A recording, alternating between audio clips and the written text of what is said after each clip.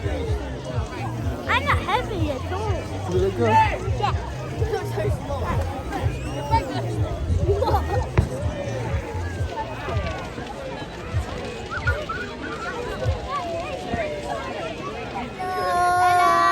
Everybody say happy bonfire night. Happy bonfire night.